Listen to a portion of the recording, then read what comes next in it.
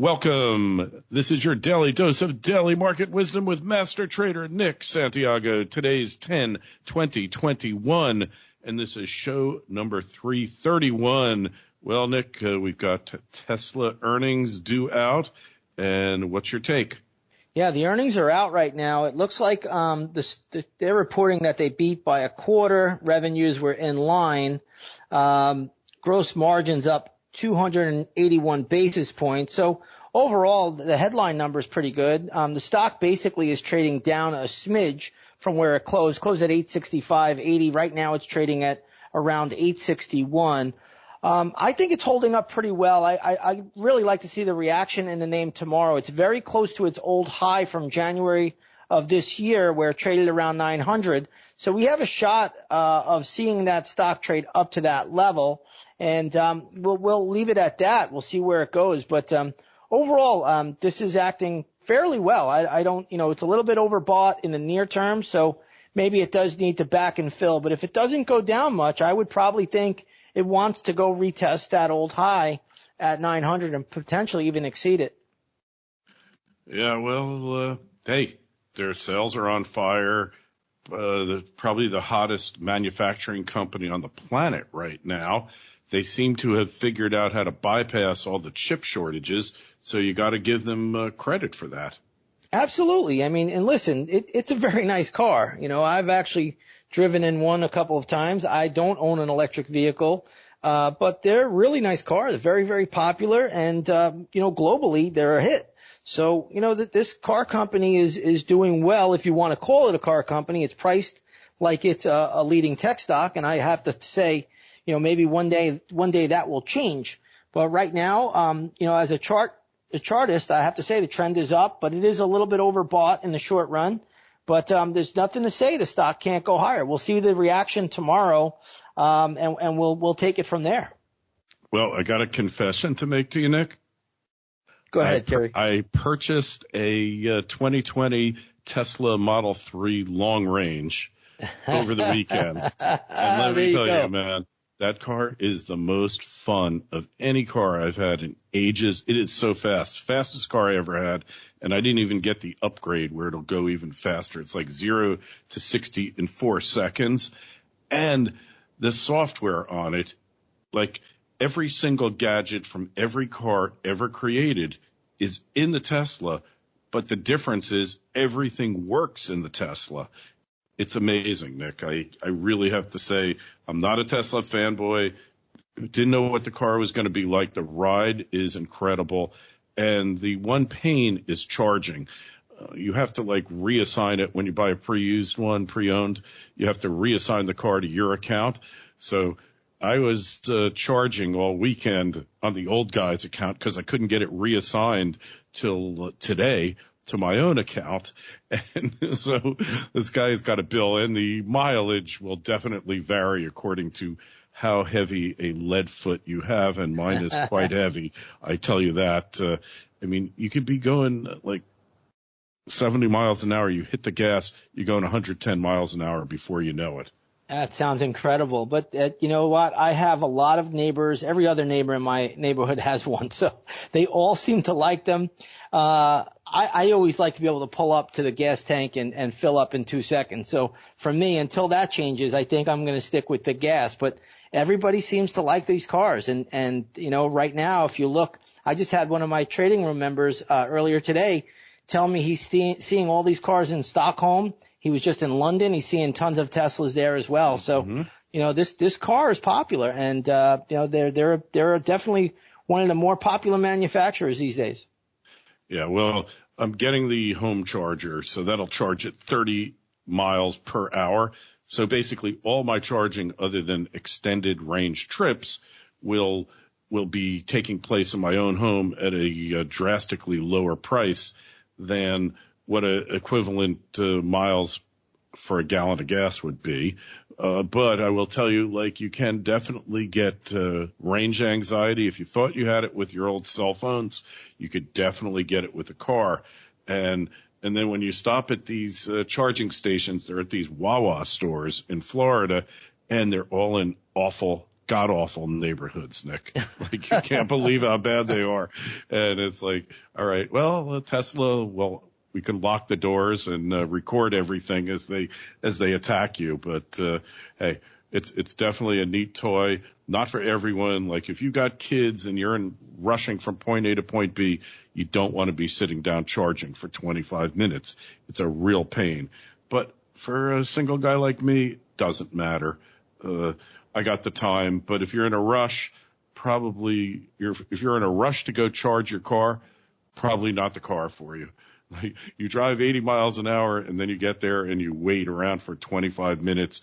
And as more people come into the charging station next to you, it decreases your rate of charging. Oh, yeah. It's funky. It's a really funky car, but it is so cool.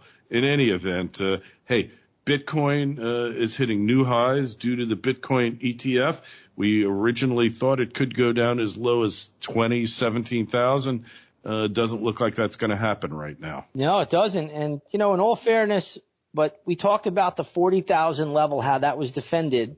And then you put in a slightly higher low, and it's really been off to the races. A really good tell that something was going on with Bitcoin was really when it took out the September 7th sell-off, and that sell-off occurred on massive volume. And then on October 6th, price closed right above it like it was a hot knife through butter. And then we just proceeded to go to new all-time highs, obviously on this super hot Bitcoin ETF, BITO is what it's called. So this BITO seems to have catapulted the cryptocurrency. So all in all, it's at a new high. It is getting a little bit overbought here. We'll see how high they can take it. But at the moment, you're probably getting a little bit extended. Yeah, so I wonder what it's going to do for Ethereum. Ethereum, they all appear to be going up on this news. My meager crypto portfolio, I don't know, it's up about 30% in the past 3 days. I mean, it's been a rocket ship type move. Everybody's in love with it now since this Bitcoin ETF has come about. But I want to just say something about this ETF. The ticker symbol, by the way, is BITO. But this is really based off of Bitcoin futures. So, there's a lot of contango in there, meaning they're going to look at forward contracts. So, again, you got to be a little bit careful. This may not match up with the exact spot price of Bitcoin itself. So just giving everybody a little insight into that. Yeah, and the futures up until this point were thinly traded. It said that it traded over $1 billion its first day. Do I have that right? I believe it did. And, you're going to start to see probably some increase in volume in the Bitcoin futures. And I've already noticed that even today, a lot more volume than what we've seen compared to past months. Yeah, well, that's an interesting phenomena. And can the futures tail wag the Bitcoin dog? That's really the question. That is the question, and I'm not really sure. But right now, Bitcoin has a lot of momentum. It is overbought already. It's very extended even at this level. You have the psychological whole round number of 70,000 coming up. But I got to say, when a trend is strong and something goes parabolic, you could always go a bit higher. Hey, speaking of parabolic, we're going to talk about the metals now. Copper is going back to its all-time highs, Nick. Copper is acting very, very well right now. And it is very close to its all-time highs, which were made in the month of May.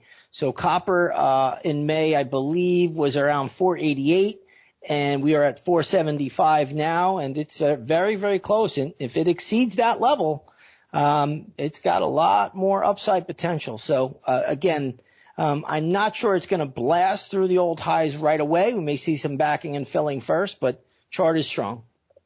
Hey, we called copper, I have to remind you out there, if you're listening to the show, watching it, we called copper inflation back in, I guess it was April of last year, Nick, May and April. That's right. It crashed in March and April. It crashed in March, and then it took off to the moon in April. And everybody was saying, oh, it's because China's economy is going to be strong, blah, blah, blah. You and I called it as an inflation play. That's right. We were the first. We had a chat about that in my live trading room today. I said, on the Kerry Lutz show, back in April 2020, we talked about copper moving higher on the back of inflation coming into this market. And, the funny thing was I remember doing a seminar there and I added a little bonus. I said, believe me, guys, what I'm going to tell you in this seminar as a bonus was going to be worth your price of admission 100-fold. And sure enough, I told everybody in April of 2020 to get long copper. Now, I was only looking for a move, honestly, to around 4 to 4.25, and it even exceeded that. So it's been, off the charts, and we traded stuff like Southern Copper and Freeport-McMoRan. Right. And if you remember Freeport-McMoRan, a lot of people chuckle at it, but, back then that stock was under $10, I know, and now, it ran up. Now it's at, $40, and, it's amazing. But, this is why I use charts, and we were the first people to identify inflation coming into this market. Yeah. Now all you hear on the television is inflation, inflation, inflation. Yeah, intransitory inflation, not transitory, yeah. intransitory. Intransitory. I think that's the non-transitory form of transitory. I don't remember my grammar, what you call that, imperative or something like that. Hey, if you know the answer of the part of speech that I'm trying to remember, but those brain cells have long since perished, just send an email to kl@kerrylutz.com. I will, to the first 3 of you who send it, you send me your address and I will send you a silver pre-1965 dime for helping me recall something I probably never knew in the first place. But in any event, it's just, it was so obvious. And Nick, in my opinion, and correct me if you disagree, there's 2 crucial commodities here. All the commodities are going up. Oil's back, $82, $85 a barrel. But to me, the 2 linchpins are natgas and copper. So go inflation. I couldn't agree more. People don't realize, but we are coming into the winter season in Europe, and they're going to really face a crisis there when it comes to natural gas. So that's been the theme. That was really the cause of the run-up, but that has not been resolved. So and then copper is used in everything. The legendary trader Jesse Livermore used to use copper as his leading indicator, saying all houses are built with copper roofs, and meaning as the copper market goes, so goes the market. So you have to watch those 2, and crude also is very, very important. As everybody's starting to pay more at the pump, as it costs more money to refine these products. So, and that could even hurt the airline industry as well, which is trying to get its footing again. Oh, I agree. Crude is important, but I think natgas, unbeknownst to the experts out there, has become more important than crude in many ways for home heating, for fertilizer, for creating CO2, all these things.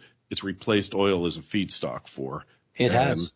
Yeah, and people don't get it. And the so-called experts, even the nat gas experts who might have called the move, don't really get the importance why nat gas is going to drive this inflationary boom in commodities and in prices, general prices all around the board, going to be fueled by copper and nat gas.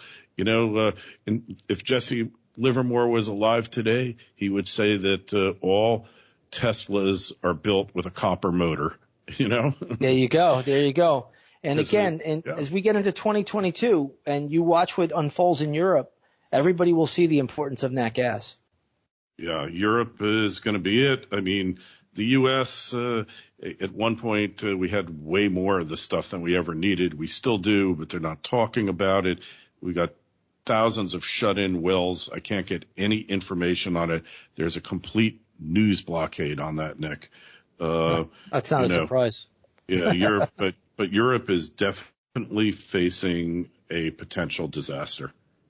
Yeah, I can't even put it into words. I have a lot of European members. They have already started to tell me some of the horror stories that are unfolding there, and I don't see any resolution to it anytime soon.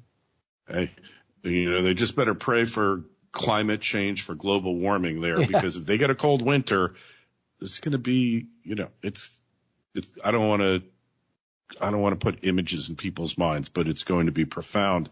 And on that note, Hey, we should be able to do it again on Friday. I've been traveling. Nick's been busy, so we haven't been able to connect and do the show as often as we want, but we'll get back into the swing of it. In the meantime, go over to inthemoneystocks.com, where you'll find out how Nick has been beating the averages for decades now.